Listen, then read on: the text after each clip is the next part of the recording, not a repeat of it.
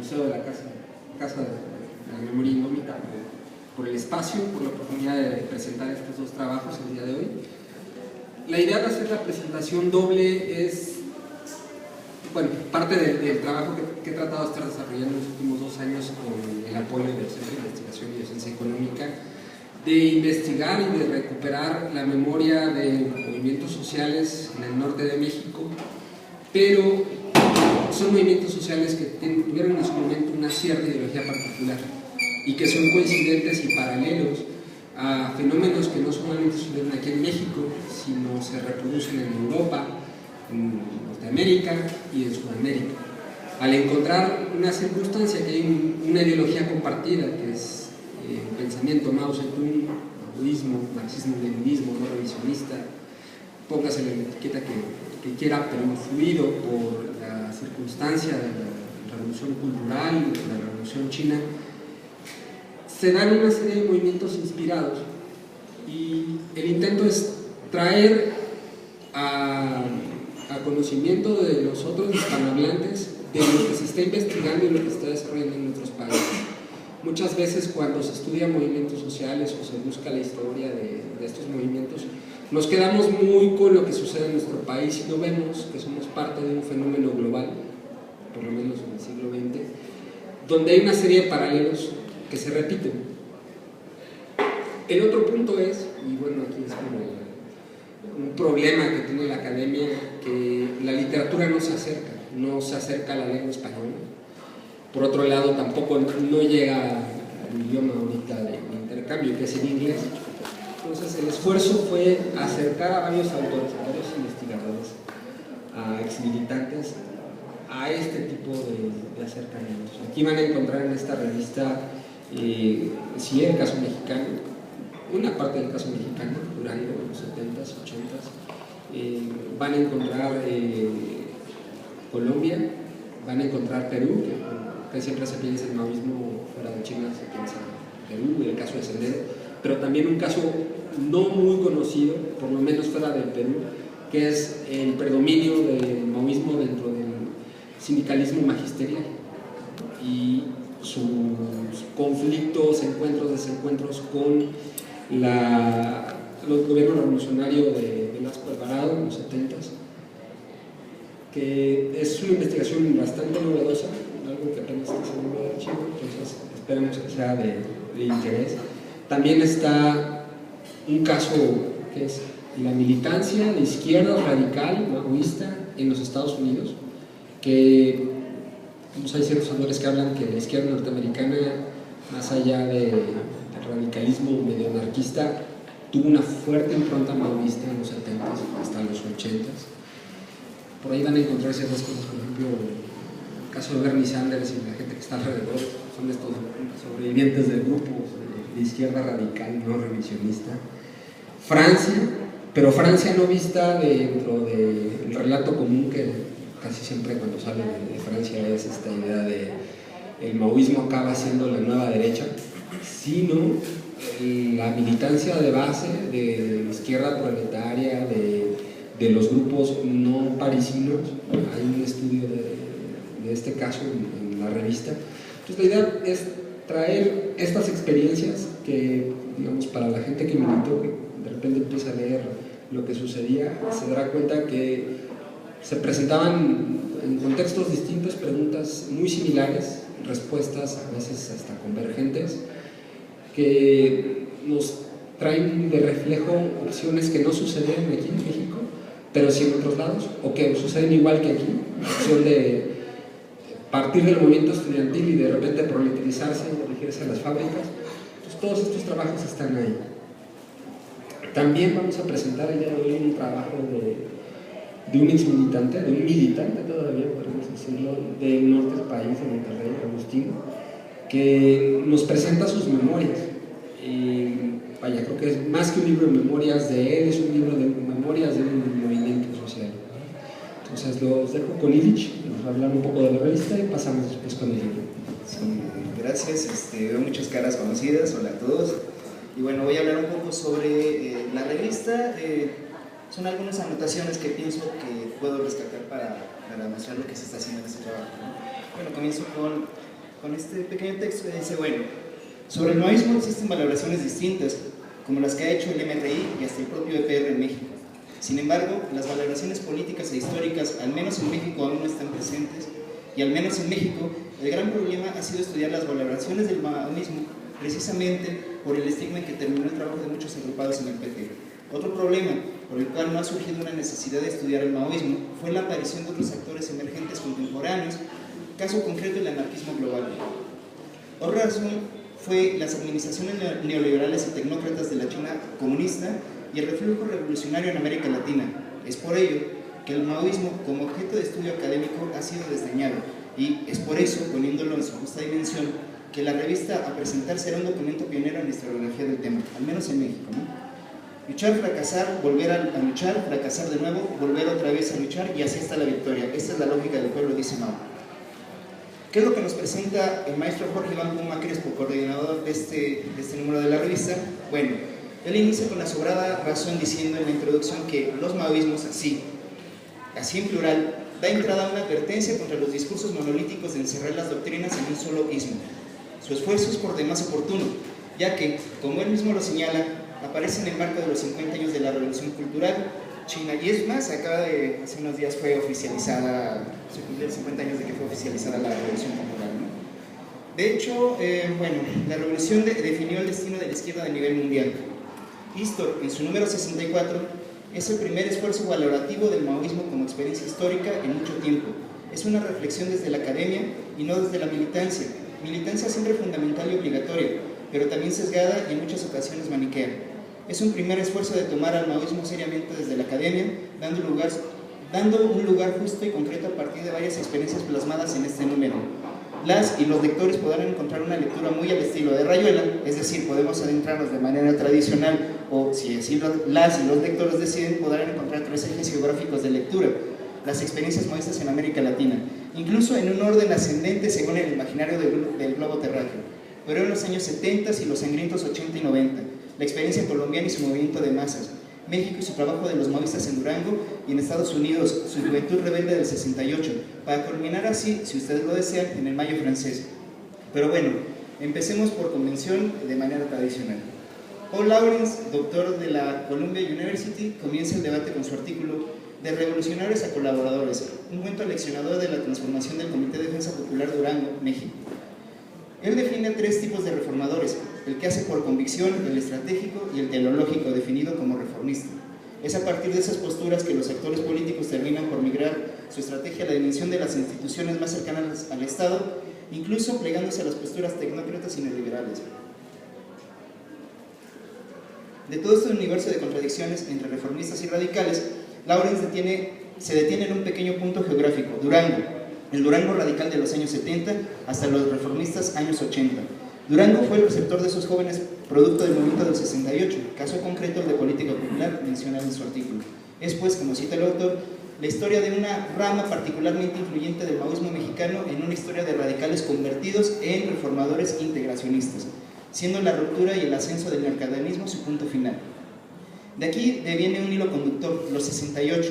Los movimientos del 68 a nivel mundial definieron una nueva forma de participación política, una nueva forma de rebeldía, una nueva forma de intervención política frente a la anquilosada clase política y su sistema de partidos, esto incluido los partidos comunistas locales y su burocracia soviética. A partir de aquí, lo haré en un orden arbitrario, se ha escrito mucho sobre la organización de la juventud del Mayo francés, de los sindicatos, de los trotskistas en el movimiento y de la ambivalente intervención del Partido Comunista Francés, pero se ha dejado un poco de lado la gran beta para la investigación: los maoístas en el paradigmático 68 Galo.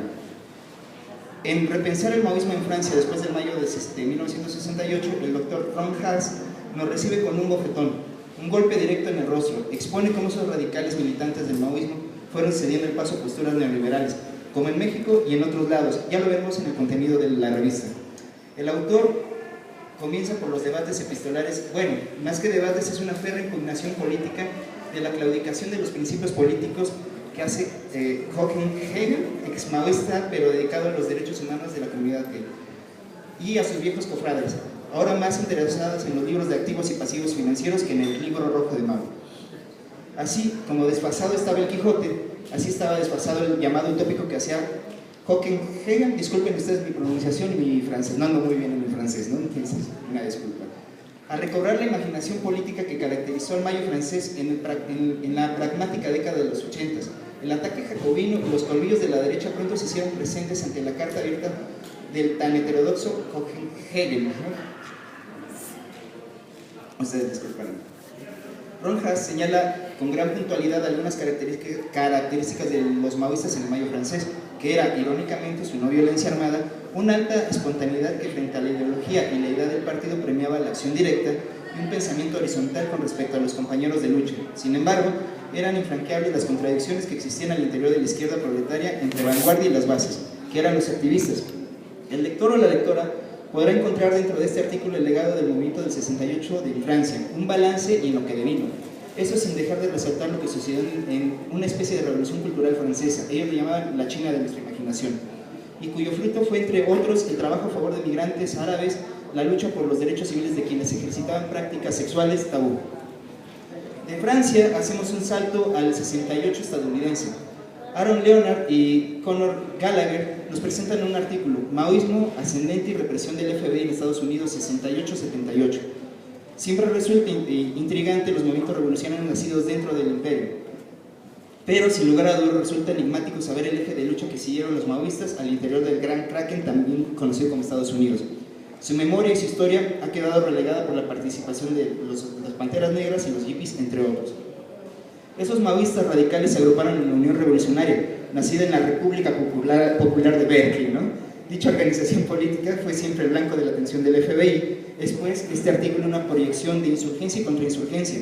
Los autores citan un documento de un infiltrado del FBI en la Unión Revolucionaria, el cual dice: su razón para volver a Estados Unidos era que habían prometido a sus amigos los chinos que harían un trabajo para ellos, que consistía en la selección de cuadros juveniles, para entrenar y mantener en reserva para el uso futuro de China.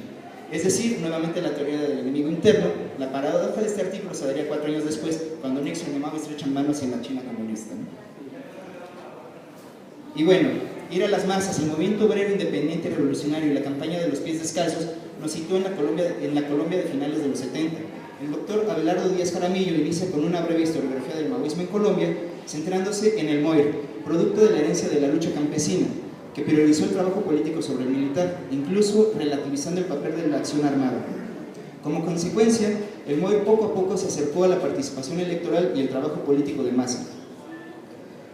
Tal proceder lo justificó el MOIR, es una cita, tal proceder lo justificó el MOIR al destacar que este se correspondía con el punto de vista del marxismo, leninismo, pensamiento Mao Zedong, y que, según argumentaba, le permitía alejarse de los que consideraban posiciones infantiles de izquierda.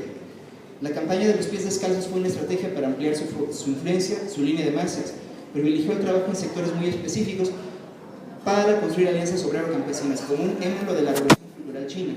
Los descalzos, es decir, esos frailes franciscanos laicos de la revolución, y digo franciscanos porque no había recursos del MOIR para ellos, sino que estos mismos lo solicitaban o lo que la gente les daba, fueron quienes extendieron el trabajo a sectores rurales lejanos. Un dato curioso, cita el autor, al menos que es un dato que yo quiero especificar, es que el perfil de los maoístas del MOIR y de los descalzos era predominantemente masculino, jóvenes varones de universidades públicas y privadas y que dejaron los estudios para emprender el trabajo político. Sin embargo, el trabajo rural dejó vacío el sector urbano, por lo que hubo que sacar nuevamente a los cuadros de los campos para llevarlos a la ciudad y reforzar el trabajo electoral. En algún momento debía de pasar. El trabajo en el campo llevó a tensiones, un eufemismo para decir hostilidades y asesinatos. Estos enfrentamientos se dieron con las FARC, el ELN y, por si fuera poco, para el MOIR, recibir amenazas del EPL, grupo guerrillero de corte maoísta. Y es que hacer la revolución no es como tejer un pañuelo, diría Don Mao. Mientras que en el 2 de octubre del 68, en México, la bota militar marchaba entre los charcos de sangre, el 3 de octubre, en Lima, la bota militar marchaba sobre la plaza de armas, pero a diferencia de los generalillos genocidas de México, en Perú teníamos una junta militar de izquierda que pretendía poner en marcha una revolución, la cual estaría encabezada por el general Juan Velasco Alvarado, una especie de Lázaro Cárdenas tardío. Choque de revolucionarios, maoístas y militares durante la dictadura de Juan Velasco Alvarado en Perú, 68-75, es el artículo de Javier Aguilar, quien nos hace una lectura a 2 planos, la aparición de los maoístas y el ejército como actor emergente. El autor menciona que el golpe no fue espontáneo, Sí hubo una coyuntura, la posible venta del petróleo peruano a Estados Unidos, pero esto comenzó a generarse, cita el autor, cuando a mediados de en la década anterior, se refiere a los años 50, se habían impulsado el desarrollo del Colegio de Altos Estudios Militares, escuela en la que asistían los más altos cargos del ejército y donde dictaban cátedra reconocidos intelectuales progresistas locales que desarrollaban una conciencia social entre los oficiales del ejército. Fin de la cita. Sin embargo, no impidió las contradicciones entre los comunistas con los militares y con otros comunistas. De hecho, recordemos que el fracaso en 1965, que dicho sea de paso, fue ahí donde comenzó el fracaso de la guerrilla continental del Che y su cruenta persecución, que de hecho este fracaso de la estrategia guevarista llevó a más de uno a abrazar el maoísmo no solo como su parte filosófica, sino como una estrategia militar. Él esboza estas tensiones y contradicciones, destaca la influencia de Mariátegui, pero también cómo se va desvaneciendo esta por la influencia que tuvo el PECUS en el PSP. Esta hasta el cisma sino-soviético a mediados de los 70s, la fragmentación de un partido comunista en dos grandes bloques, Unidad pro-soviético y Patria Roja, maoísta, que a su vez se subdividió en Bandera Roja, más puro, más limpio, diáfano, y que a su vez se dividió en Sendero Luminoso, agrupación a prueba de todo revisionismo blindado por pura ideología pura. El punto de conflicto entre el gobierno y sociedad, y del cual fue aprovechado por Patria Roja, fue la reforma educativa que afectaba la permanencia en las aulas de los alumnos. Esta situación llevó a un choque entre magisterio, alumnos, gobierno y militares. Y bueno, este capítulo es sumamente importante para engarzar un artículo de mi autoría que titulé Sendero Luminoso, Guerra Popular y la Cuarta Espada del Comunismo, un maoísmo en los Andes. Y dice esto. Si me tardo un poquito, disculpen, nadie entiende esto, ¿no? Entonces por favor. Mencionaba que hace un par de días se cumplieron 50 años de la Revolución Cultural China. Bueno, ayer 17 de mayo se cumplieron 36 años del inicio de la lucha armada de Sendero. Una cosa no se entiende sin la otra. Sendero no es la guerrilla favorita de muchos. De hecho, nadie podía entender que un grupo que se jactara de ser revolucionario estuviera contra las elecciones que ponían fin a una dictadura de 12 años. Así como nadie podía entender que en diciembre de ese mismo año aparecieran perros colgados en los postes de luz del centro de Lima con una leyenda: Deng Xiaoping, hijo de perra. Bueno, nadie excepto quienes estuvieran al día de las luchas internas por el poder en China. Es de resaltar que fue Sendero Luminoso el primero en subir al istmo el pensamiento de Mao. ¿Y a qué me refiero con esto? Había que dar valor de doctrina irrefutable y científicamente comprobable el pensamiento de Mao para colocarlo a la derecha del padre. Marxismo, leninismo, maoísmo. Es así como el líder indiscutible de Sendero Luminoso, Abimael Guzmán, mejor conocido como presidente Gonzalo, se erigió como el faro de la revolución. Esa fue la ideología de Sendero Luminoso: maoísmo, leninismo, marxismo, leninismo, maoísmo, pensamiento Gonzalo, que para ellos la militancia del presidente Gonzalo representó, y así lo citan, el más grande marxista, leninista, maoísta viviente sobre la faz de la tierra, garantía de triunfo, luz en el mundo de rojo amanecer. Y es más, ellos y ellas decidían: nosotros los marxistas, leninistas, maoístas, pensamiento Gonzalo, nos sujetamos a lo que el presidente Gonzalo, y encarnamos el pensamiento Gonzalo. Interesante, ¿no? Concluyo. Es hasta aquí el dossier. Encontramos una reseña de dos textos de memoria en pugna del posconflicto peruano: el libro de memorias de un soldado desconocido de Lurio Gavilán, que fue integrante de Sendero Luminoso y de las Fuerzas Armadas, y de José Carlos Agüero. Él fue hijo de militantes de Sendero Luminoso, los rendidos. Y bueno, ya no me alcanzó el tiempo para hablar del artículo de Bartra, pero no se preocupen, ese es Bartra el malo, ¿no? Y no el bueno, ¿no? Por último, bueno, doy gracias al maestro Jorge Puma por la oportunidad de participar. No me resta más que decir felicidades y enhorabuena. Gracias.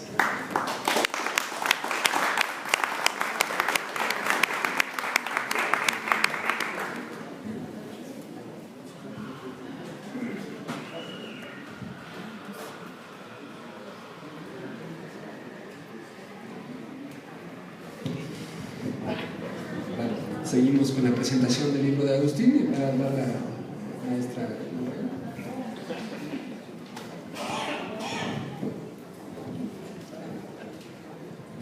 La maestra Edna Ovalle Rodríguez es antropóloga, doctora en antropología, maestra jubilada de la UAM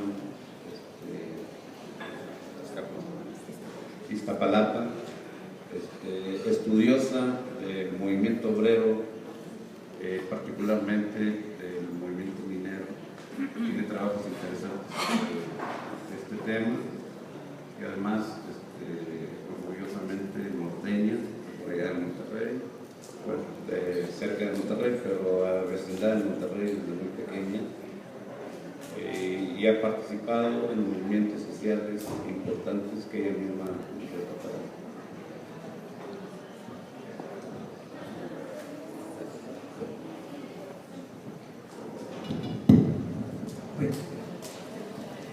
Bueno, Agustín, mira, somos de la misma colonia, del mismo pueblo y casi de la misma calle, así que ya se imaginarán por qué me invitó. Bueno, independientemente de eso, yo quisiera agradecer muy enfáticamente la invitación de Agustín a presentar su libro. Su lectura me trajo muchísimos recuerdos de mi lejana juventud. Y bueno, yo hace mucho tiempo salí de Monterrey, pero me he dedicado un poco en el exilio a trabajar el tema de Monterrey, particularmente movimiento obrero. Sin embargo, también les quiero comentar que yo participé en aquellos años en los movimientos del 68, 69 hasta el 72, en diferentes grupos, y uno de ellos fue el famosísimo, internacionalmente conocido Grupo Larata, ¿sí? Que les recomiendo que investiguen por qué se llama Grupo Larata, que es algo muy original. Bueno, voy a leer porque si no nunca voy a terminar. Agradezco también la oportunidad que nos dan de estar en este espacio. Creo que ya es importante, hay una trayectoria importante que hay que incrementar. Bueno, como estamos en el DF, creo conveniente para comprender la trascendencia de la experiencia de vida de Agustín plasmada en el libro Así lo recuerdo, me gustaría hablarles un poco más de lo que ha sido Monterrey, con el objeto de dimensionar el significado de esta experiencia de vida y militancia. Son datos muy generales, un poco para ubicar por qué es importante lo que nos cuenta Agustín en su libro. El escenario. Monterrey, con casi sus 3 millones de habitantes, es hoy la tercera ciudad del país y la segunda por su participación en el Producto Interno Bruto Nacional debido a la actividad económica y a la gran cantidad de industrias que existen aún. Sin embargo, no siempre fue así. Todavía durante la primera mitad del siglo XIX, esta población era un pueblo grande que vivía del comercio, el contrabando y de la escasa producción agrícola, en particular de la caña de azúcar. Sin embargo, esto cambió a partir de 1890, por diferentes razones que no viene al caso explicar, que tienen que ver con la demanda mundial de metales industriales, el establecimiento del ferrocarril y varias coyunturas políticas internacionales. Esta población se convirtió a finales del Porfiriato en una pujante ciudad industrial, al grado de que en 1905 Nuevo León fue el primer estado industrial del país, seguido por el Distrito Federal y el Estado de México.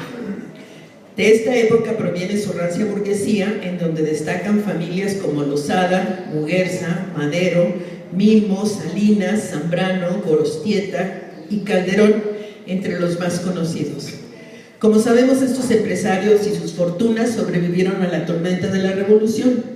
Ellos supieron negociar con el nuevo Estado y en el campo laboral los únicos avances que se conocieron en la zona, y eso gracias a la beligerancia obrera, fueron los derechos plasmados en el artículo 123, que es lo que ha permitido la defensa del trabajo, aunque sea en una mínima expresión. En Monterrey desde el principio la industria fue diversa, sin embargo predominó la industria minero-metalúrgica. Gracias a sus recursos mineros, los del Cerro del Mercado de Durango y los de la cuenca carbonífera de Coahuila.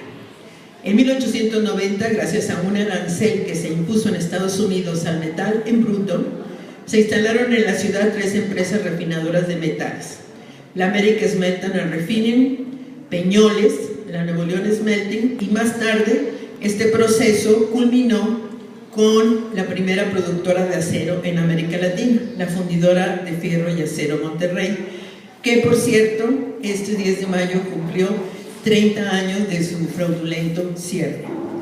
Así que, como se podrán dar cuenta, aunque ya no es muy visible hoy, en la ciudad existió una cultura minera. Con el tiempo, el pueblo grande, Monterrey se fue convirtiendo en ciudad, una ciudad sin planificación, sin servicios, anárquica, sucia y cara. Las empresas demandaban fuerza de trabajo y por el ferrocarril llegaban cientos de migrantes provenientes del estado, del interior del estado, de San Luis Potosí, Durango, Coahuila y Zacatecas. Los recién llegados buscaban emplearse, aprender un oficio y vivir un poco mejor que en el empobrecido campo norteño. Luego, ellos mismos traerían a sus hermanos, primos, sobrinos y amigos. Las familias inicialmente se apiñaban en cuartuchos de la periferia de la ciudad. Poco a poco se levantaron tejabanes en las orillas, luego en los cerros, más adelante detrás de ellos y así sucesivamente. Los terrenos baldíos de la ciudad se convirtieron en oro para los voraces hombres de negocios regios. Desde finales del siglo XIX, esta fue la historia del cada vez más caro territorio urbano. En muy pocos años, Monterrey centralizó la actividad económica del estado y de la región, y como polo de atracción aumentó su población a ritmos acelerados. En 30 años cuadruplicó la población, al tiempo que el área metropolitana pasó en el mismo periodo, aumentó 6 veces su población, absorbiendo el 73% de toda la población del estado. Ya se imaginarán por estos datos las condiciones de vida y vivienda de nuestra población obrera. Quiero destacar que el caso de los migrantes de San Luis Potosí fue emblemático en la zona. Este fue un estado que nutrió desde muy temprano la explotación de fuerza de trabajo en las empresas regiomontanas. San Luis Potosí fue un estado que gracias a las crisis mineras se despobló poco a poco, gracias también a la acción de numerosos enganchadores que eran legales en ese tiempo. Un buen número de su población fue a parar al barrio de San Luisito, en Monterrey, que se le llamó así por el gran número de habitantes potosinos que ahí se instalaron. Posteriormente se llamaría Colonia Independencia, lugar de donde somos originarios Agustín y yo. La vida de los migrantes en Monterrey no fue nada fácil. El trabajo asalariado cambiaría su vida. Desde su llegada a la ciudad tuvieron que fusionar sus prácticas y costumbres con las nuevas formas de vida de la ciudad y adaptarse a los tiempos industriales.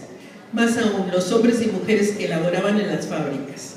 Al mismo tiempo, les fue imposible expresar cualquier inconformidad en sus nuevos espacios, ya que desde aquellos años fueron acalladas mediante los sindicatos blancos clásicos del Grupo Monterrey o a través de los sindicatos que poco a poco se fueron charrificando de la CTM, porque han de saber que en Monterrey en algún momento los sindicatos de la CTM se les llamó sindicatos rojos.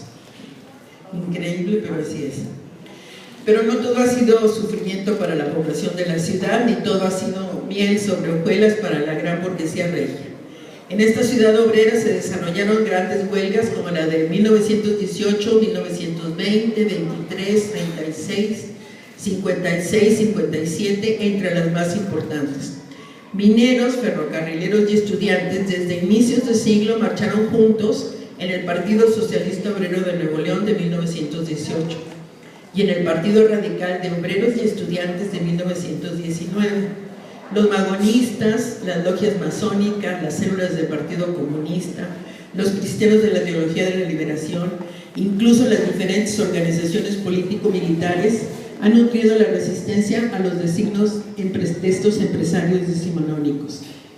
En particular, en la década de los 70, que es de la que se ocupa el libro, desde espacios como la Universidad de Nuevo León, los sindicatos universitarios, la Normal, Básica y Superior del Estado, los predios de posesionarios, incluso los miembros del Tecnológico de Monterrey, así como las secciones 50 de maestros, 19 de ferrocarrileros, 66 y 67 de mineros, se articularon en uno de los más importantes movimientos sociales después de las huelgas ferrocarrileras de 1957. Este es el escenario político en resistencia en el que Agustín nos va a describir su experiencia de vida y militancia. Bueno, ahora vamos a hablar de la obra. Así lo recuerdo, es una obra de 185 páginas escritas en primera persona en un lenguaje ameno coloquial que da la impresión de que el autor está frente a nosotros contándonos los diferentes capítulos de su vida. El texto no es precisamente una autobiografía ni una historia de vida, no se encajona en algún género en particular, sino que se trata de recuerdos agrupados de la vida de un militante que tempranamente se vinculó con la población. Son más de 30 años de historia política, son jirones de vida que Agustín, quien se define como activista, orientador, luchador social, militante y frustrado historiador, ha considerado importante compartir con nosotros. Cabe destacar que también en su texto le ha dado voz a otros sobrevivientes de los movimientos que describe. Esto lo hace a través de entrevistas, anécdotas y también mediante textos elaborados por ellos. Si bien un tanto dispersos cronológicamente, su texto da cuenta de un intenso periodo de lucha que se desarrolló en la ciudad y en el país entre 1970 y 1980. Pero se preguntarán quién es Agustín y desde dónde escribe su testimonio. Él, hasta donde sé, es un neoleonense, creo que ahí me equivoqué, es un potosino cuya familia, originaria de San Luis Potosí, se asentó hace muchos años en el municipio de Anáhuac, Nuevo León, que en ese tiempo formaba parte de Lampazos de Naranjo. Lampazos de Naranjo es una zona muy interesante en Nuevo León, nada más y nada menos que donde es originario Antonio de Villarreal, por ejemplo, Vidaurre también, entre otros, ¿no? Tanto la madre como el abuelo de Agustín participaron en esta oleada de asociacionismo campesino y protesta en Nuevo León en los años 20. Su familia sufrió los efectos de la represión del ejército a los sindicatos campesinos de Nuevo León, precisamente donde fue detenido por primera vez José Revueltas. Es cuando lo mandan a las Islas Marías y fue enviado a las Islas Marías. Su abuelo, ya en Monterrey, también fue fundador del sindicato de areneros, pilares de la CTM cuando era una central roja comparada con los sindicatos blancos. A veces uno no lo piensa, lo vive, pero también la forma en que se milita es algo de alto contenido histórico. No se participa igual en todos los tiempos y en todos los lugares. Para mí, el texto de Agustín es ante todo el testimonio de una forma de hacer política, de militar políticamente para mejorar las condiciones de vida de las personas a fines del siglo XX en el norte de México.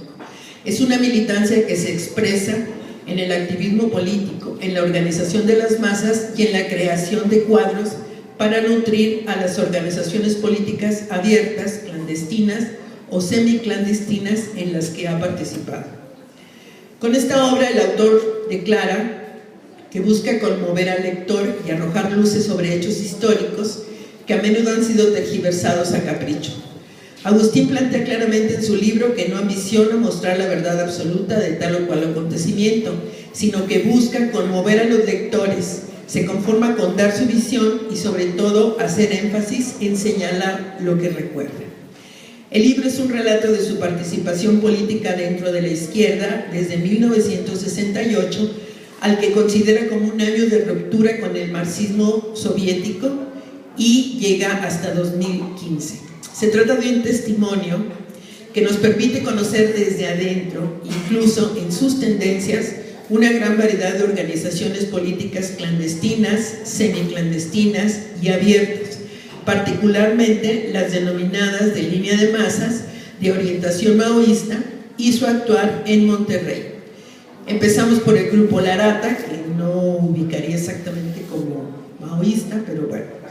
Política Popular, Línea Proletaria, el Movimiento Espartaquista Revolucionario, el Partido Comunista, Organización Política Compañero, el Partido Revolucionario de los Trabajadores y el Movimiento Comunista al Comunismo, entre otros. A través de la lectura observamos su paso por estas organizaciones, así como sus consideraciones en torno a su actuar y con no pocas críticas a sus prácticas políticas y su alejamiento de los principios originales en algunos casos. El libro es especialmente importante en lo que respecta a los inicios de la fundación del Campamento de Tierra y Libertad, como producto de la vinculación del movimiento estudiantil y de su definición. En este relato, con sus pormenores, ocupa un lugar central en el texto, en donde también se recupera la voz de Antonio Noyola y Francisco Herrera, también como unos de los actores centrales. Aquí Agustín nos narra los inicios del trabajo político en la Coyotera antes de la invasión, cómo se preparó la invasión y el crecimiento posterior. También destaca las diferencias entre el grupo inicial y, hasta donde conozco, esta versión es poco conocida, esta experiencia, por lo que, aunque solo fuera por esta parte, el libro vale la pena como un testimonio histórico. También Agustín recupera en su texto otros eventos pocos conocidos y poco estudiados, tales como el ataque de los halcones a la sección 19 de ferrocarrileros, sucedido en marzo de 1972, donde hubo 3 muertos, entre ellos un estudiante preparatoriano. Este evento ha sido poco recuperado, así como la toma de la sección por parte de los ferrocarrileros radicalizados. Otro momento importante se da en el marco del movimiento estudiantil de la Universidad de Nuevo León, donde destaca las campañas de abstención activa en la campaña de Echeverría, el entonces candidato a la presidencia, así como la fundación de la preparatoria popular, que después sería la preparatoria número 9 de la Universidad de Nuevo León. Aquí Agustín nos muestra cómo en este movimiento se rebasaron las demandas netamente estudiantiles para pasar a la acción política, hecho que se condensará en una mayor articulación entre los diferentes movimientos a través del llamado Frente Democrático Obrero Estudiantil. En su relato, que no es cronológico, presta especial atención a las mujeres de las colonias populares, a los maestros, obreros, a sus relaciones con las organizaciones cristianas, con las armadas y a los diferentes personajes que conoció. Destaca la actividad de política popular y de línea proletaria en la comarca lagunera, así como el apoyo a los obreros de huelga de Medalla de Oro y Gamesa, entre otros, en Monterrey. El tono. Me parece importante hablar sobre esto por las características del autor. Son numerosos los campos que abarcó la participación política de Agustín.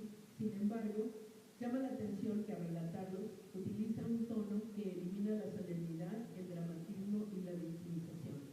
Así narra con ecuanimidad eventos como su detención, la vida en la cárcel, la muerte de amigos y conocidos, entre otros episodios. Sin embargo, los que lo conocemos sabemos que es una persona con un gran sentido del humor, lo cual, si bien lo incluye en unas cuantas anécdotas, no se refleja del todo en el texto. Agustín es una de las pocas personas que vive de forma lúdica la militancia. Yo me atrevería a afirmar que en su biografía tiene guardadas miles de anécdotas que no se atrevió a publicar, lo cual considero que es necesario rescatar, porque la actividad militante también tiene un aspecto lúdico y es muy pocas veces dado a conocer. Considero que este texto nos muestra a Agustín como una persona coherente, fiel a su herencia familiar, organizador sobre todo, solidario y acompañante de los desposeídos. Él viene de una herencia de profundo vínculo con la tierra, una herencia campesina que en el norte de Nuevo León se expresó en los sindicatos agrarios, y este vínculo con la tierra lo expresa en el espacio que le da, por ejemplo, el movimiento estudiantil 69-71, espacio que lo hace ver como algo un tanto lejano a él y cuya profundidad yo creo que no se plantea del todo, porque sobre todo lo mira desde su vínculo con la tierra. Sin embargo, no deja de mostrar a lo largo de todo el texto la fuerza del movimiento social que emergió en estas tierras, que lo mismo fue el movimiento estudiantil que los posesionarios, la democracia sindical y el cambio social. Así fue un periodo de intensa participación política que nos marcó a todos en mayor o en menor medida. Yo personalmente lo felicito por decidirse a poner por escrito tan rica experiencia y me atrevo a preguntar lo siguiente. En el libro de Agustín se plantean varias interrogantes. Somos herederos de una tradición, sin embargo, ¿cómo actuamos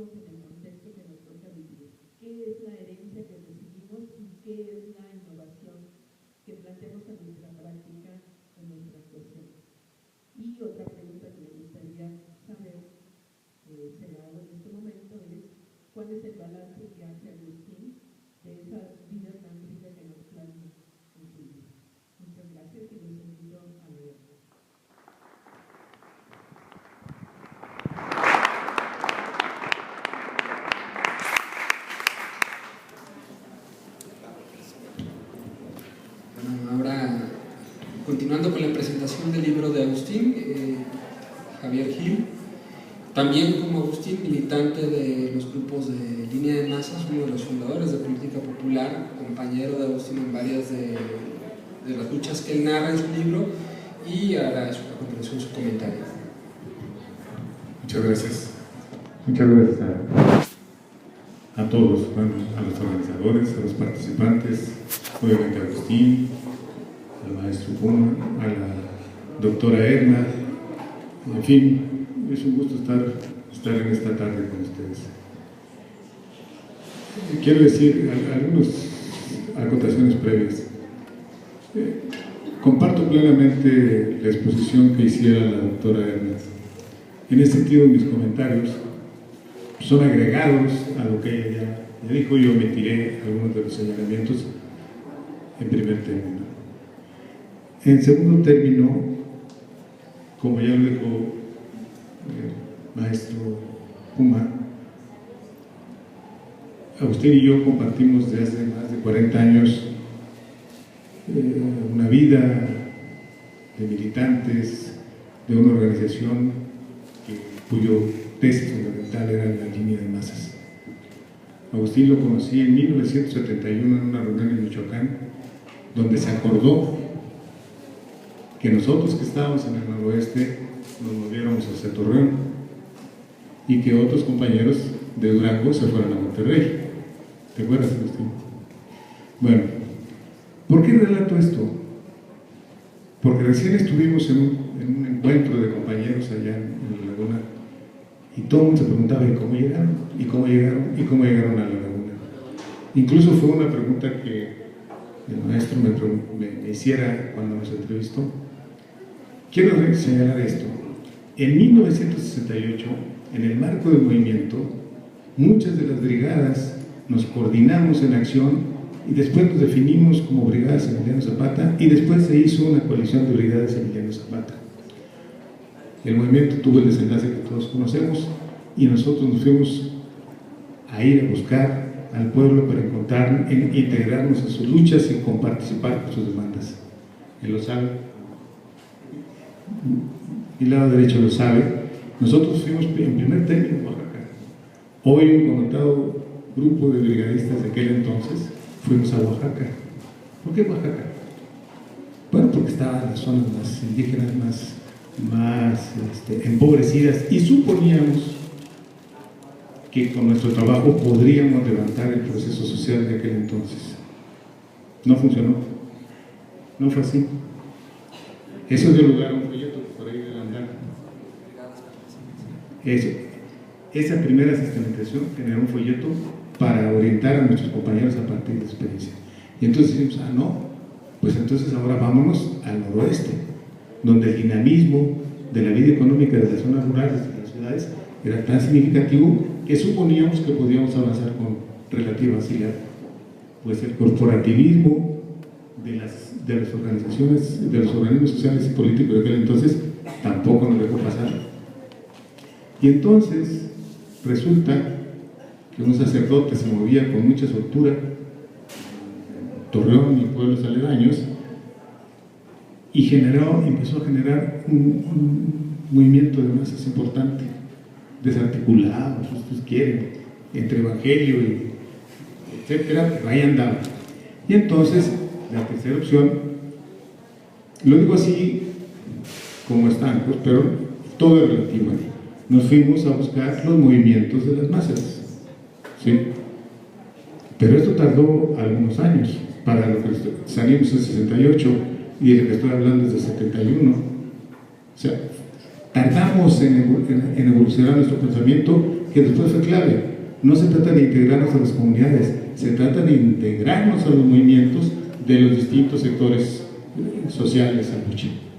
Esa fue la evolución de nuestro pensamiento. Bueno, comento esto porque son los antecedentes de este encuentro con Agustín y de ahí nos fuimos para adelante. Quiero hacer otro comentario para después plantear una cuestión y una pregunta al final. Ustedes y yo y todos conocemos, y desde siempre Agustín ha sido así, con mucho sentido del humor y con bastante sarcasmo. Ahí en la página 135 de la edición, de esta edición, 134, 135, Agustín, en otro momento lo hace, pero me voy a referir a esa, de lo que está en esta página. Reúne en una frase y en dos párrafos pasado y presente. Dice Agustín que habían sido invitados a conformar una coalición para llevar a Campa a la presidencia de la República. Y dice que estando él junto con Campa, pues ya era casi la hora de iniciar el mitin, ¿sí? Y resulta que la gente no llegaba. Y entonces, para no equivocarme, voy a leer. Disculpen esto. Le dice Campa a Agustín, página 134, 135 de esta edición. ¿Qué le preocupa, compañero? Se le nota nervioso, dice Agustín, a lo que contesté. Es que no llega la gente y ya vamos a comenzar. La prisa y el nerviosismo de todos los que nos hemos visto, júntense como estábamos hace un rato nosotros, antes que ustedes llegaran. Y muy calmado me dice, no se preocupe, camarada, yo vengo recorriendo la República entera y en algunos lugares hablo ante miles y en otros ante un pequeño grupo de personas. De lo que sí puede estar seguro, sentencia aquel legendario veterano comunista, es que un día, por estas calles, fíjense nada más, llegarán las masas jubilosas por el advenimiento de la revolución socialista. Ese era el espíritu. Ahora me pregunto, ¿era el espíritu nada más de Campa? No, señores. Era el espíritu de Agustín, el mío y de muchos más que compartíamos esta visión en esa coyuntura. De verdad queríamos hacer la revolución. De verdad queríamos una revolución socialista. De verdad, para eso nos entregáramos con todos nuestros afanes. Sin embargo, en otro párrafo dice Agustín, tan grande era la convicción del viejo dirigente comunista que no le importaba la cantidad de gente. Afortunadamente el mitin fue exitoso, pues llegaron las masas a escuchar el mensaje de aquel aguerrido dirigente político. Y con un sarcasmo de antaño y actual, dice Agustín, por cierto, Campa ya murió, y a mí no me falta mucho, y las masas nomás no vienen por las amplias calles de ningún lado. Bueno, el primer párrafo es el Agustín de hace 40 años. El segundo párrafo que acabo de leer es el Agustín de hoy. ¿Sí? En una página se conjuntan dos aspectos muy importantes de lo que campea en todo este texto. Bien, ahora sí, como dijo la doctora, permítanme, voy a leer. No se cansen, no serán muchas hojas. Sí. Esa anécdota la quiero dejar colgada ahí, porque ustedes se van a dar cuenta que son dos paradigmas. Un paradigma o varios paradigmas de aquellos ayeres y otros son los actuales. Y dejo de una vez sentada la pregunta: ¿los paradigmas de antaño son vigentes hoy? Bien, paso a ver. Los recuerdos políticos de Agustín se ubican en las décadas de 1960 y 1970. Años atrás, poquitos años adelante. Ambas décadas caracterizadas por una amplia movilización social de todos los sectores, antes y después del movimiento estudiantil de 68. En aquellos años era evidente la antidemocracia y la represión gubernamental a las fuerzas progresistas. Aquí varios lo recordamos. ¿Sí? En este contexto, la opción de la toma del poder y la revolución socialista era una perspectiva común entre las fuerzas políticas de izquierda. Recordemos, en aquellos años, ya a la vuelta de la esquina estaba la revolución, ¿sí? Y tomábamos el poder, y etcétera, etcétera. En las décadas posteriores, con las luchas de múltiples y diversos esfuerzos sociales, nuestro país se fue transformando para llegar a la joven democracia del México actual. Se movieron los paradigmas, no tan solo de las fuerzas sociales, sino también de la sociedad en su conjunto. En este proceso de cambio, el movimiento estudiantil de 1968 y su brutal represión fue el punto culminante que evidenció aún más la urgente necesidad de cambios sociopolíticos en aquella época. Los movimientos sociales de maestros, obreros, campesinos, previos y posteriores a estas trascendentales jornadas de lucha de los estudiantes, subrayaban la necesidad de la transformación. Aquí hay algunos jóvenes, y a ellos quiero dirigirme. El México de hoy no era ese de México, Juntarse 2 o 3 ya era peligroso para el régimen, y más si uno tenía ciertas cosillas por ahí. No es lo que hoy vivimos, era otra circunstancia totalmente distinta a la de hoy. Con una fluida narrativa en su texto, con más de 30 pasajes de sus recuerdos y reviviendo con sus nombres y a veces con sus apellidos a más de 300 actores de esos entonces, nos habla de aquel México y nos ofrece una variedad amplia de sus vivencias. Desarrolló distintas acciones en diferentes escenarios políticos. Lo mismo acudió a una toma de tierras en un predio urbano que a su organización popular. Igual participó con ferrocarrileros que con los sindicalistas. Actuó en Nuevo León, pero también llegó a ofrecer su trabajo con los otros campesinos de otros estados. De esto se nutren los recuerdos de Agustín. Esa es la importancia del texto. Ahí vamos a ver, eso es, como diría una compañera, Juanita, me emocionaba al solo leerlo, revivía momentos. Juanita es una compañera que cita, compañera de Agustín, que convivió en Monterrey. Se emocionaba porque al revivir esas páginas, pues uno se emociona, sobre todo si lo vivió, ¿sí? El autor nos habla de varias luchas estudiantiles y magisteriales y de la gran solidaridad de otras luchas obreras, campesinas y populares, en las que con otros compañeros se esforzaron cotidianamente en colaborar y apoyar sus acciones. Los recuerdos que nos comenta en este texto son de la lucha social, de los procesos reales, no son novelas, de los sectores populares y de las respuestas de un sistema opresivo. Son relatos genuinos, son de personas con nombre y apellido, debidamente citados, compañeros y compañeras que con él vivieron lo que en el texto se narra, cuadros políticos que optaron por la lucha social en aquellos años para buscar cambiar el México de entonces. Ese es el texto, de eso nos habla el texto. En beneficio, obviamente, del proletariado, tomando la teoría revolucionaria y la revolución proletaria como medio y objetivo de su desempeño político, ya sea a través de la lucha partidaria revolucionaria, de la vía armada o de la línea de masas. Aparecen también en el texto, jugando su papel solidario y comprometido, los sacerdotes progresistas que tomaron la opción por los pobres y los trabajadores. También en esta narración, Agustín nos da sus razones para respetar y deslindarse de la vía armada como una opción para el cambio que requería en México en esos momentos. El autor nos recuerda cómo, después de la represión del movimiento estudiantil de 68, estudiantes y agentes sociales diversos tomaron distintos caminos.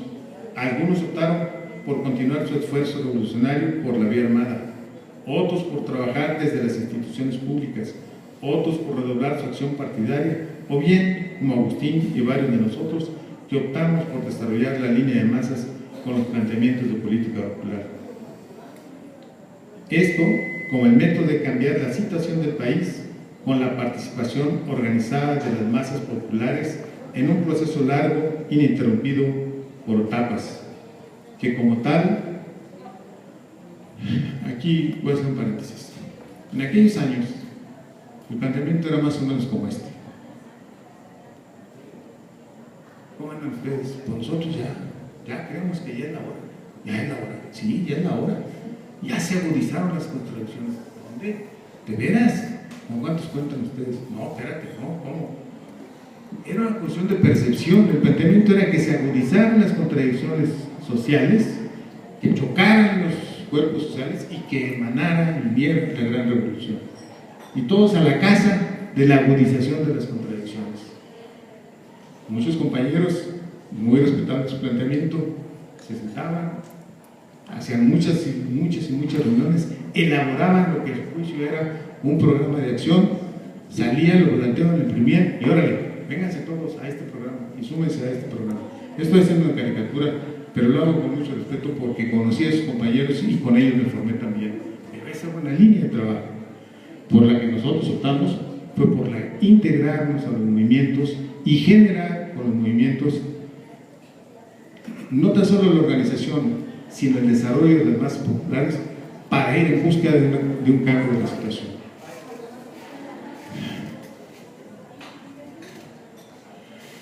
Bueno, obviamente nuestro planteamiento era una opción alternativa y de reformistas, etcétera, etcétera, también fuimos muy criticados, ¿sí?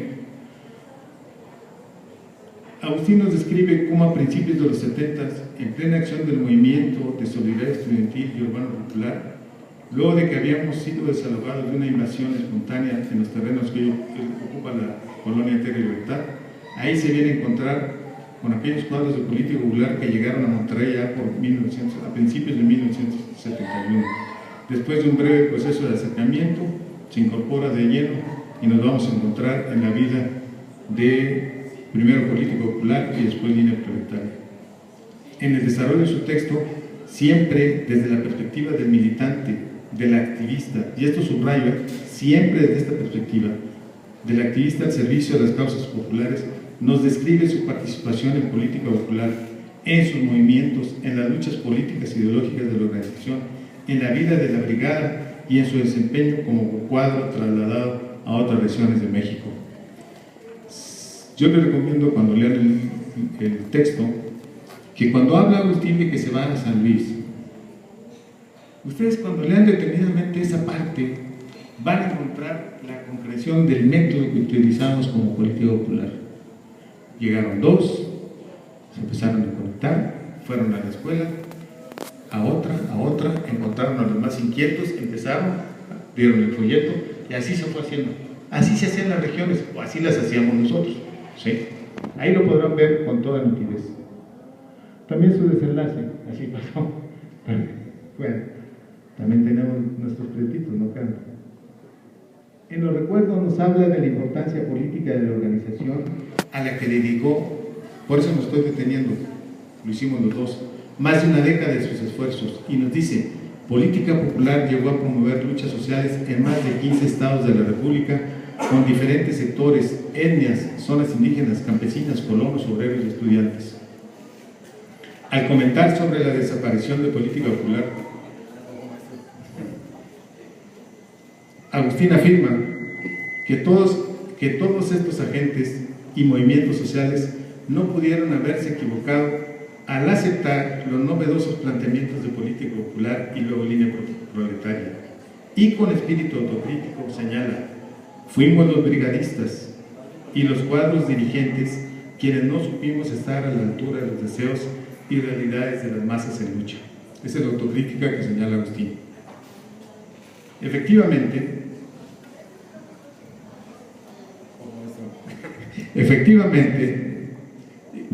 perdón por este acercamiento, porque hemos estado trabajando juntos desde hace un rato y él ha producido algún material con relación a política popular, por eso es que, perdón por la confianza.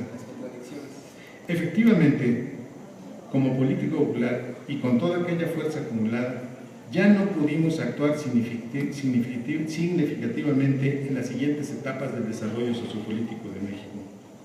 Por la razón que Agustín exponen su autocrítica. Por eso, porque no estuvimos a la altura de las condiciones.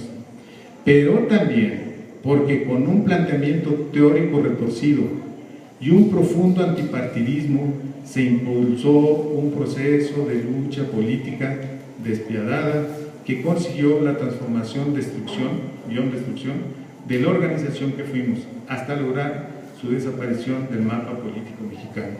No tan solo no estuvimos, sino que hubo un proceso de lucha política que acabó con todo, poco a poco, pero acabó con todo. Como política popular, ya no pudimos actuar en el marco de la reforma electoral de la siguiente década. Obviamente tampoco llegamos a incidir en las definiciones de la desregulación económica, la economía de mercado y la construcción de la democracia actual. Pese a todo, en el proceso de desactivación y después de la desaparición de política popular, la experiencia de la organización de masas, el estilo de trabajo, la formación política, la mística de servicio de cientos de cuadros fue puesta a prueba y ha sido puesta al servicio de otros proyectos políticos y de nuevas luchas sociales por muchos compañeros de antaño que se desempeñan en distintos ámbitos de la encrucijada nacional. Es el caso del autor y otros compañeros que en sus distintas luchas posteriores, por ejemplo, en las campañas electorales y en las campañas de organización de los productores, en las campañas de las organizaciones populares, así como otros esfuerzos de él y de muchos otros, por construir un México democrático. Si bien el organismo que nos agrupaba, que nos aglutinaba, sufrió el destino que comentamos, los cuadros siguieron. Hoy todavía pueden ir ustedes a Batupiles.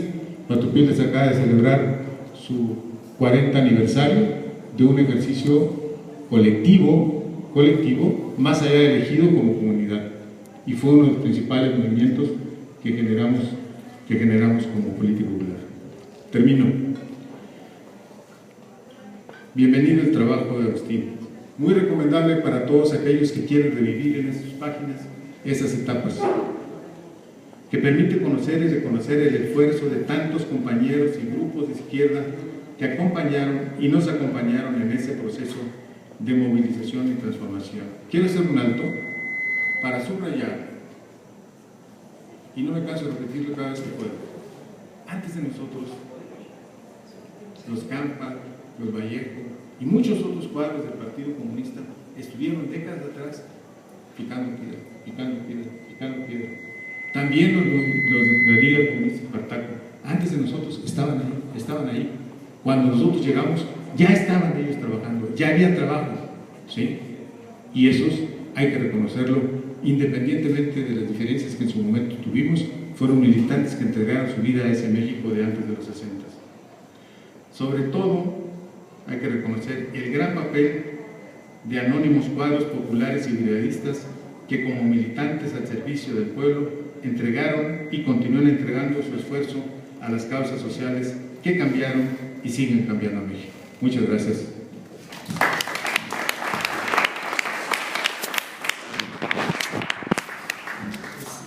Creo que sin más, hay bastante que el propio Agustín nos tiene que contar. Entonces, adelante.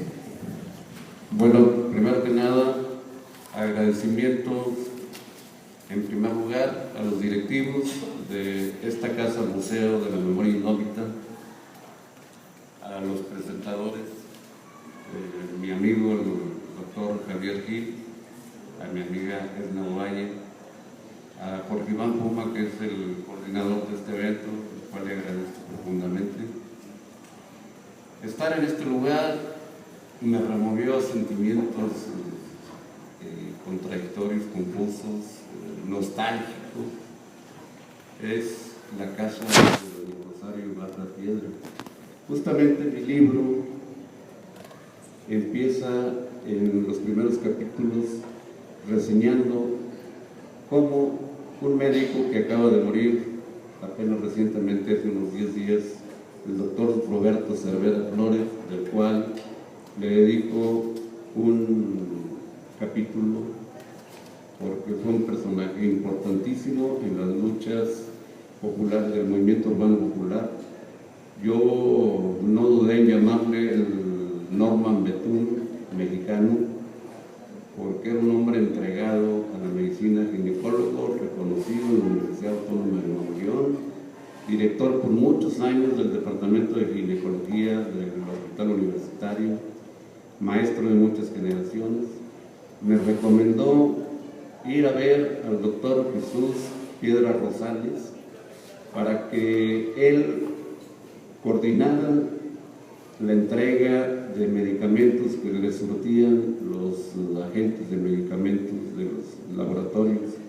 Ellos, como médicos, estaban agrupados casi en el mismo barrio, eran un grupo de médicos comunistas, el doctor Reinaldo Sánchez, el doctor Chavarría, el doctor Saldívar,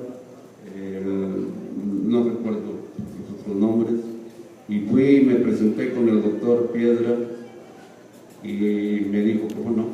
Yo conocía ya a dos de sus hijos, a Rosario y a Jesús. Ellos eran activistas del movimiento universitario, con los cuales tenía trato, y el doctor inmediatamente se entusiasmó por la actividad que estábamos promoviendo, brigadas estudiantiles de los muchachos que estaban en la Facultad de Medicina en los últimos años, que estaban dispuestos a ir a las colonias más humildes a dar consulta. Y fueron varias veces, me dijeron, Agustín, ya no vamos a ir, ¿qué sentido tiene ir a consultar si no les damos medicina? Entonces eso me preocupó y me dediqué y le pregunté al doctor Cervera. El doctor Cervera me remitió con el doctor Jesús, y fue así como se inició una amistad que duró muchos años hasta la muerte del doctor Jesús.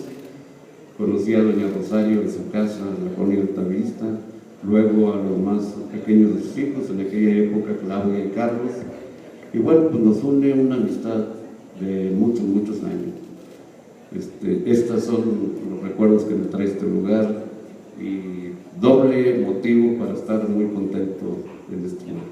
Bueno, los comentarios de mi amiga Edna y del doctor Javier, pues, los considero comentarios tocados por el sentimiento de amistad y cariño que nos tenemos como compañeros de muchos años. Pero bueno, pues describe la intención que tuve al redactar estas páginas, tratando de reivindicar el trabajo de muchos compañeros que fueron inspiradores de este trabajo.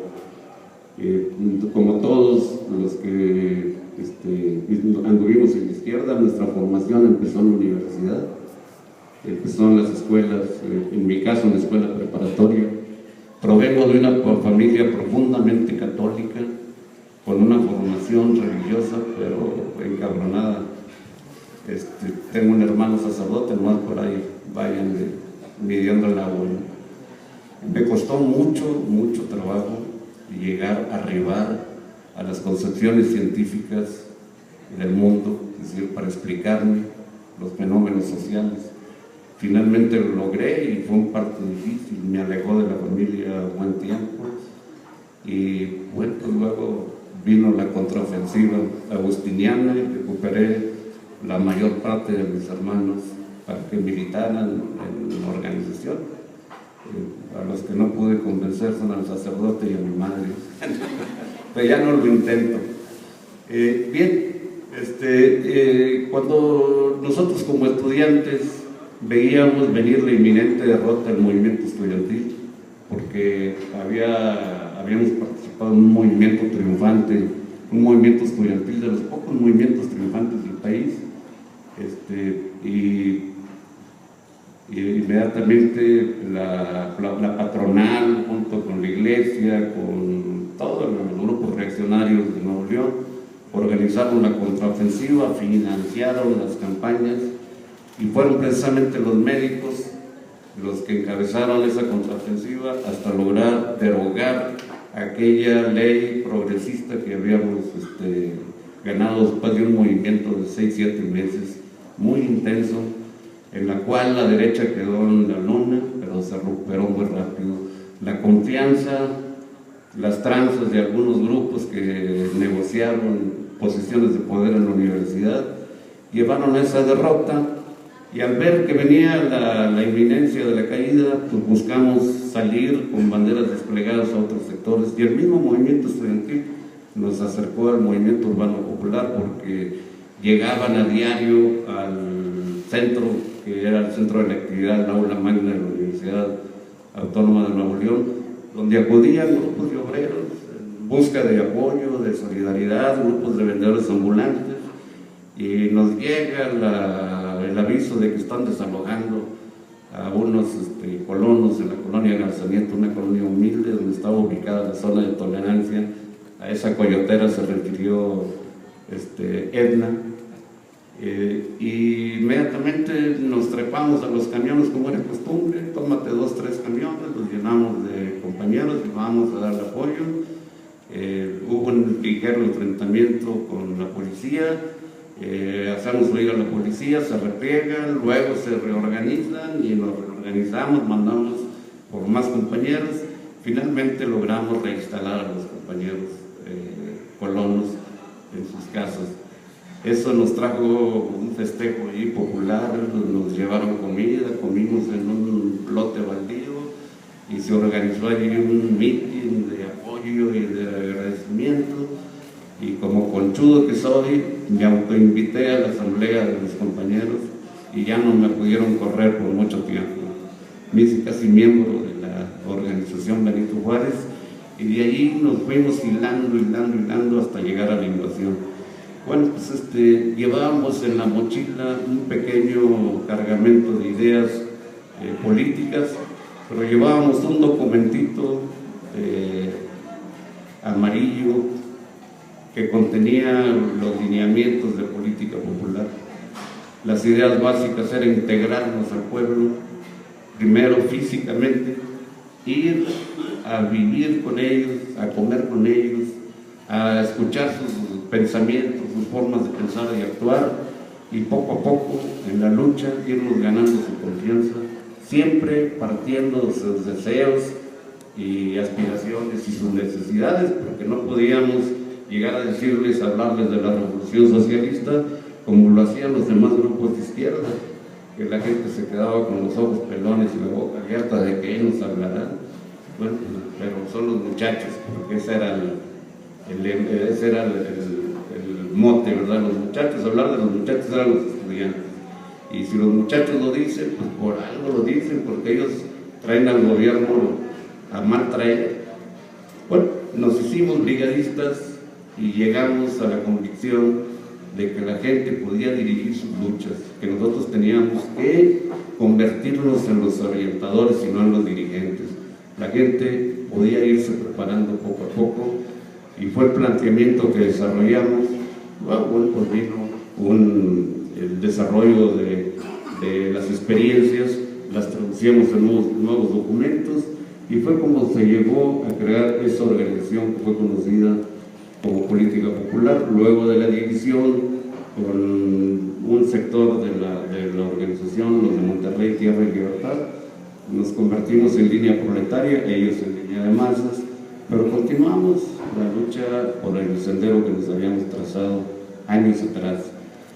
Este fenómeno de política popular, línea proletaria, ha sido abordado por estudiosos de la historia, por los estudiosos de los movimientos, por antropólogos, por sociólogos, por historiadores, pero han querido estudiar a la organización, y les hemos dicho, es que no había organización. Nosotros no teníamos un comité central, nosotros no teníamos una dirección formal política, nosotros en cada estado, en cada lugar, formábamos coordinadoras, y aunque no me lo crean, eran los colonos, eran los campesinos, eran los obreros los que representaban esos sectores en esas asambleas, y era como nos desarrollábamos.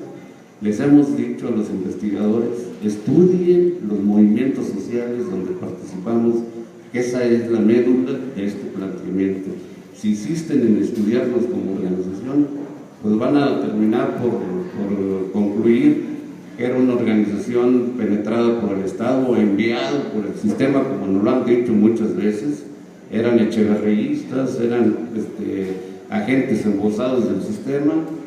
digo, como también los inditos de Chiapas, los indígenas, también eran agentes del sistema, como los obreros de Altos Hornos de México, que lograron conquistar 3 veces seguidas, después de disciplinas sindicales, disciplinas estatutarias, volver a ganar las elecciones y volver a ganar las elecciones, y en una mala valoración enfrentarse al líder charro Napoleón Gómez Zeta, pues fue derrotado ese movimiento. Bueno, los errores también hay que hablar de ellos. Si no somos como los gatitos que nos ensuciamos y tapamos nuestra popó con las manitas, ¿no? Hay que hacer la autocrítica, hay que hacer la crítica. Y este planteamiento mío quise hacerlo no como una biografía, porque a quién fregado le puede interesar mi vida. Quise hacerlo como una actividad para reivindicar primero a los verdaderos actores de esas luchas, a las masas, a la gente sencilla, a sus mujeres que aparte de hacer el quehacer se enfrentaban a la policía porque los varones iban a trabajar, igual se iban a las comisiones, al gobierno del estado a exigir material educativo, exigir material para construir el dispensario médico, maestros para sus escuelas, unos doctores para que atendieran a los parturientas, etcétera, los tubos para introducir el agua potable, los tubos para introducir el drenaje. Todo esto pues era la lucha cotidiana, y ahí se iban formando nuestros compañeros con la orientación que como brigadistas podíamos transmitir a la gente, ¿no? Yo diría que porque lo hicimos con una convicción, que en el proceso y en el movimiento fue creciendo esa convicción. Yo ahí relato una anécdota: recién invadida la primera colonia, nos tocó la de malas, que era la época de aguaceros, y habíamos invadido en un basurero, imagínense, era un tiradero de basura municipal, y la gente limpiaba, y entre más limpiaba salía más basura y relleno de tierra, llovía, salía el sol y aquello apestaba horrible, se producían enfermedades a los niños, y la lluvia de nuevo. Estábamos un compañero y yo guarneciéndonos del agua con un hule que nos encontramos ahí tirado en el basurero, unos bloques rotos y una silla sin respaldo, mojando, porque no teníamos dónde vivir, no habíamos hecho todavía choza. Y yo pensaba, ¿qué hora se raja este cuate para rajarme yo? Y ya no aguantaba el agua, lo duro y lo tupido. Y después me comenta Panchito el Indio, que era uno de los camaradas que iniciaron la invasión. Yo también pensaba lo mismo, camarada, dice, pero ¿cómo podíamos dejar sola a la gente si estaban con sus chamaquitos igual mojándose como nosotros? Que no podíamos tener... Bueno, cosas como esas fueron forjando el carácter de la gente, y pues a fuercita nos vimos forjando en ese mismo espíritu de lucha de los compañeros. Fue un aprendizaje recíproco, les aprendíamos a ellos y ellos nos aprendían a nosotros. El entusiasmo por la lucha, la orientación la captaban rapidísimo. Por allí, en el seno del mismo movimiento, había una corriente que despreciaba las experiencias anteriores. Decían que habíamos descubierto el hilo negro, les decía que no es cierto. Antes que nosotros hubo dirigentes periodistas muy queridos en la colonia Independencia, donde era Edna. Allí existían 2 personajes muy apreciados por la gente, don Mariano González y el señor Pasquel, que eran periodistas, pero ellos encabezaban las protestas contra el municipio, iban con la gente a exigir lo mismo que exigíamos nosotros, organizaban sus asambleas, tenían sus sesiones. Ahí relato yo a una tía mía que era seguidora de don Chuy Pasquel. Mi tía también era periodista y era dirigente de un grupo de posesionarios. Y bueno, después vino el Partido Comunista, el que organizó a los colonos y organizó a los vendedores ambulantes en la Central Independiente y organizaciones populares. De ellos les aprendimos. Yo iba atrás de ellos viendo cómo en un carrito de paletas llevaban la trompeta de la bocina, una pila cargada por un compañero y el micrófono, y van todos exigiendo desde el centro de la ciudad hasta el Palacio de Gobierno, en unas luchas populares, vinculadas también al movimiento universitario. Todo esto fue parte del aprendizaje nuestro, de lo que pudimos rescatar. ¿Cuál era la diferenciación? Bueno, pues la diferencia era que el método de nosotros no era dirigir desde la oficina del abogado dirigente. Nosotros nos fuimos ahí y desde ahí fue como nos ganamos la confianza. Finalmente nuestro movimiento fue grande, verdaderamente grande, al grado que yo afirmo que modificó las relaciones de poder en el Estado.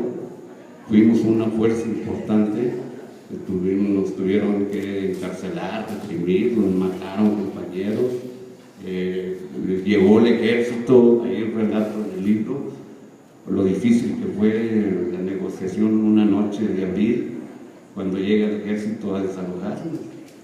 Y bueno, pues, la gente gritaba porque pensaba que era la policía la teníamos tomada la medida, peñascazos y bombas molotov y se retiraban derrotados.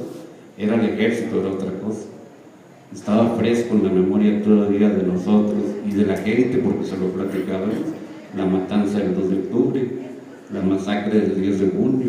Justamente la primera colonia que invadimos fue 3 meses después de la matanza del 10 de junio. Y en memoria de los caídos allí, pues la bautizamos como mártires de San Cosme. Es la primera colonia que nos tocó participar en la invasión. Estábamos imbuidos de un interés realmente genuino, como dice Javier, de hacer la revolución. Pero yo no creía que la revolución estaba cerca, porque me decían los compañeros, está a la vuelta de la esquina la revolución, y yo me asomaba y no veía nada. ¿Dónde está la revolución? Es decir, y después me lo explico al pasar de los años, yo ya no me imbuí del espíritu religioso que tenía mucho de la izquierda en México, el de creer a Pierre Juntillas en la organización, fetichizar la organización. Para muchos militantes primero estaba su partido, su organización, su dirigente y luego el movimiento. Para mí era totalmente al revés. Dije, yo ya no me voy a casar con ningún Dios, voy a creer en la acción de la gente, y cuando la gente quiera ir a los madrazos, pues nos vamos a tener que ir, porque no les vamos a quedar mal. Pero esto no nos separaba y ni nos separó nunca de los compañeros que optaron por la lucha armada. Ahí relato cómo después, a pesar de que nos tirotearon porque nos calificaban de hueletraseros del pueblo, terminaron disparándonos para asesinarnos en los ajusticiamientos que se hacían increíbles, inverosímiles. Ahí mataron a una compañera militante del movimiento armado, en un hecho que cuesta trabajo creer que lo hicieron gente que quería hacer la revolución socialista, a Nora Rivera. Entonces, pero eso no nos impedía ser solidarios. Después del fracaso de un triple asalto en Monterrey, se desató la represión contra el movimiento armado feroz, en la cacería, a todo lo que daba. Llega un compañero y me dicen, necesitamos una casa de seguridad en la colonia donde invadieron. Digo, cállate, ayer en el lugar más inseguro, está lleno de visitantes y muchos de ellos son policías políticos, llegan a ver qué decimos, qué hacemos, pero tenemos un lugarcito que nos ofrecemos. Bueno, en ese lugarcito estuvo el inspirador de la Liga 23 de septiembre, Raúl Ramos Zavala, a quien conocí joven en el movimiento estudiantil, y bueno, pues estuvo escondido ahí en nuestra casita, la que se me arrancó con los compañeros por haberlos expuesto a la represión. Bueno, pero ni modo, era obligado a la solidaridad, igual con el compañero de la Rosa Barrón, que Edna conoció muy bien, con los obreros, con todo el mundo, pese a que no eran de nuestra corriente, pese a que había contradicciones fuertes, jamás negamos la solidaridad, jamás negamos hacer luchas comunes. Nos aliamos con la gente del Partido Comunista, les decíamos, sigan y así como le hacemos, y van a ver que ustedes van a crecer también, pero ellos insistían en su método, muy respetable. Esto es lo que yo rescato en este libro. es decir, las experiencias, la historia de estas luchas, y yo concluiría respondiendo las preguntas de si los paradigmas, primero la de Egna, una no la contesto porque no la tengo clara, la primera. La segunda, el balance final no lo hago porque todavía no estoy en condiciones de morirme y todavía esto no se acaba. Siguen más capítulos. Uno, yo estoy claro que en los libros siempre sale a deber uno, en este se sale a deber mucho. Relato nada más 10 años, pero pues quien me conoce sabe que también incursionamos en el área electoral. Aquí está un buen amigo, Rafa Piñeiro López, ex militante del PST, dirigente del Partido Socialdemócrata, trató de obtener registro con el Partido Campesino Popular. Estuvimos siempre al lado, teníamos grandes diferencias estratégicas, tácticas tal vez, pero nos une una amistad y una solidaridad enorme. Así es con muchos amigos en el país. Con mi amigo Héctor Ibarra he discutido sobre los métodos de lucha y no me separa para ser amigo de ellos, porque estoy claro, eso sí lo tengo muy claro, tengo muchos defectos, sectario nunca he sido, y pues ya hacerlo a estas alturas como que es ridículo. Entonces yo diría, falta hacer otros balances, hacer otras historias. Me han dicho, no te metas a hacerle al investigador, sigue platicando y escribe, porque me dicen que escribo como platico, y bueno, pues ojalá y platique como escribo, y esto puede resultar provechoso para que las nuevas generaciones tengan un referente de cómo actuamos la izquierda en 10 años en este país, cómo logramos estar al lado, no atrás ni adelante, de movimientos tan importantes como el de los mineros, como el de la lucha campesina en La Laguna, en las Huastecas Potosina y Hidalguense, en otras partes del país, en los movimientos urbanos populares de Zacatecas, Durango, Monclova, Nuevo León, Torreón, desde luego, Gómez Palacio, y realmente modificar a nivel nacional esas relaciones de poder entre los movimientos sociales, no entre la organización, entre los movimientos sociales y los encargados de dirigir este país. Muchas gracias.